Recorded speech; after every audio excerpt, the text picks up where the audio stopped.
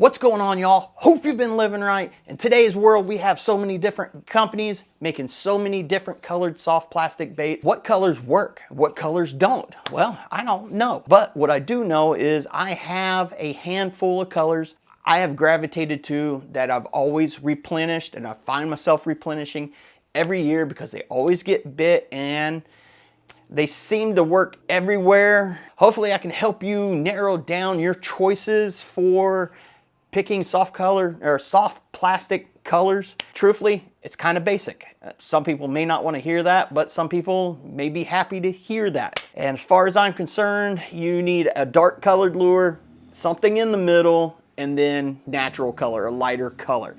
So, you know, typically 3 colors. Sometimes I go to 5 depending on what it is, but most of my baits I bounce between 3 to 4 depending on what's available and what's not. So I'm gonna shut up and go ahead and get into it. Each aspect of soft plastics have a different color that I gravitate to, or that I have to replenish all the time because they just get bit from me constantly. And first we'll start off with the normal aspect, and that is the old stick bait. As you can tell, I got a handful of them right here. We'll go with the original aspect of it. And when I said the dark aspect, here we go. We got a cosmic black and a black and blue, as you can see right there. These 2 colors work phenomenal. It doesn't matter which one. I prefer the cosmic black over the black and blue now because I feel the bass haven't seen that cosmic black as much as the black and blue. Black and blue I will go to if I can't purchase the cosmic black as my primary. The black blue is my secondary. Next is something that fades a little bit lighter. Remember I said that something in the middle? Well, I run a June bug, a purple with blue, red, green flake in. Phenomenal bait. It actually is my go-to color, especially in any water clarity with 2-foot visibility. I really love this color. Then you have your natural colors. Watermelon red, or like I like a cinnamon. The watermelon red is a green pumpkin with black flake and red flake. Gives it a little bit more shine. I love this color and more of that 3-foot visibility and to gin clear. I feel this represents those bluegill really well. Cinnamon color, I'll run this in any water color, any colored water, any weather situation. This one is the one I use the most, but my backup is the watermelon red. A handful of phenomenal colors when it comes to stick baits, and I believe really all that you need. Now, some lakes and some areas around you may vary on flake colors, but I believe the base colors of those are what really get the bites, in my opinion. Next, let's stay on the worm track. And for what I drag for like the Carolina rigs, or I run on a Texas rig, the bigger worms or shaky head, stuff like that, we got 4 colors right there. And they're all fairly similar, and I'll get into it. First, I got my dark color, which is a dark plum right there. You can see the tail has a little bit of purple tint to it, but you can see all the blue flake and that dark purple up in the head. This is about as dark as I will go pulling a Carolina rig with it, or fishing it on Texas rig, personally. Next, we got the June bug. I really do like that June bug. In this particular worm, it's a little bit lighter, but it still has that purple tint. Same color flakes, the blue, the red, the green flake that's in it. When you go to get lighter, I'm not gonna say go super natural, and I don't use a watermelon green or any kind of watermelon color at all on Carolina rigs. When I'm using worms, I like to stick to those lighter plums. As you can tell, this one right here where my pinky's at is a brighter red, where this one is a darker brown. 2 different tints I feel work on 2 different occasions depending on sun. If I got a lot of clouds, I don't feel the black, the darker ones are working, I'll switch over to that. If I got a lot of sun, we'll go over to that plum flake color. I believe those work very well. And if you got a favorite color, you know, leave a comment, help somebody else out. I don't have much luck with a watermelon color. Fishing Carolina rigs or Texas rigs around brush piles or laydowns or standing timber. So I found out that these colors work very well for that. Next, let's get into some bait fish category. And this will be for your jig and minnow, or your fluke style bait, even a trailer aspect. You always got to have that natural shad color, and two different kinds, really.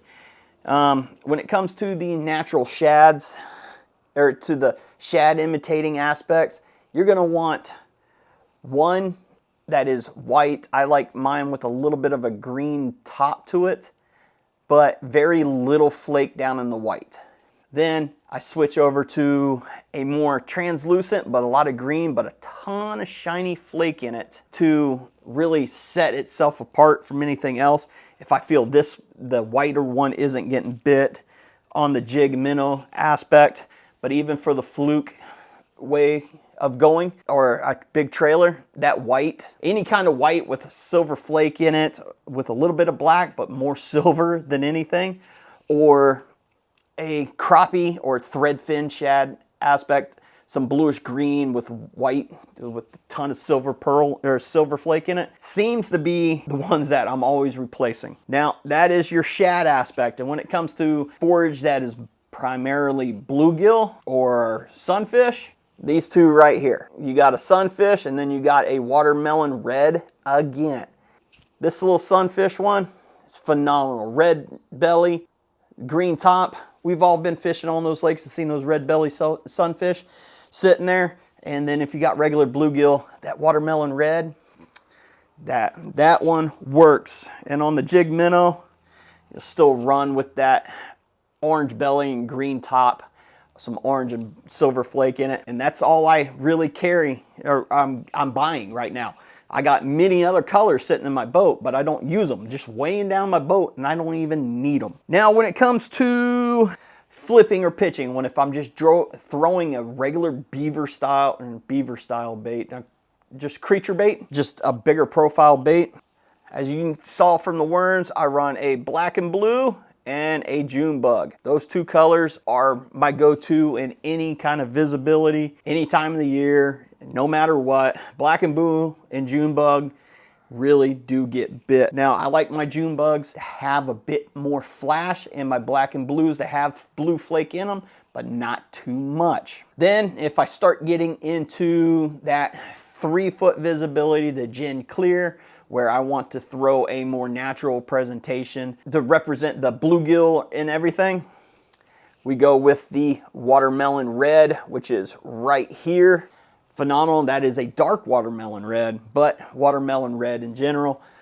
Or this one right here. As you can tell, this one's got a different flake in it. It's got some blue, green. This is a watermelon candy color.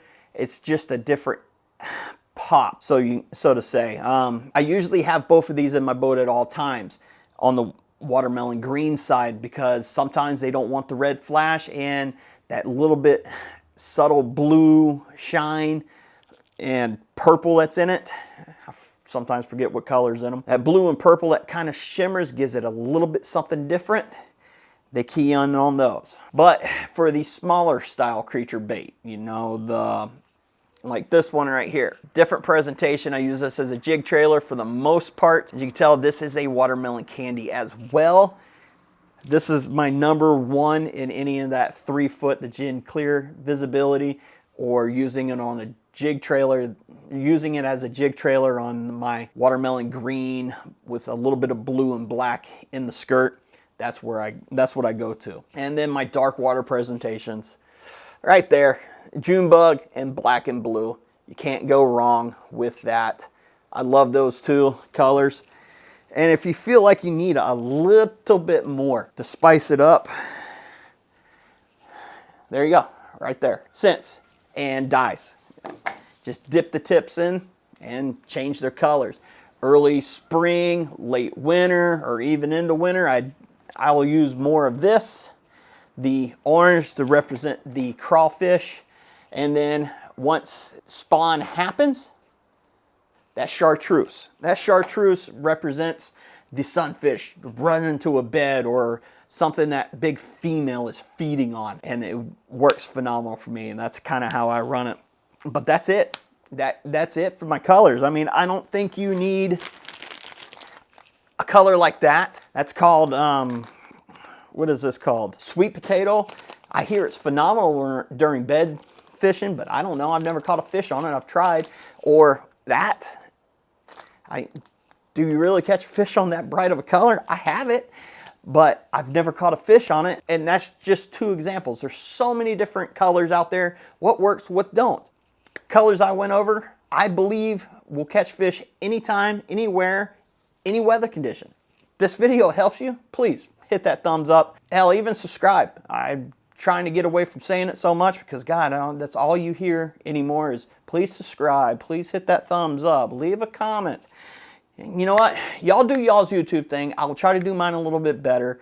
And if you got any advice or anything, different kind of spin on a certain color that I said, drop it down in the comment. Let somebody else know. Hell, even help me out. Leave a suggestion and I will throw it myself to try to see if, hey, it works for me and I never used it before. So I'm going to end this video here. Y'all take care. And until next time, y'all keep living right.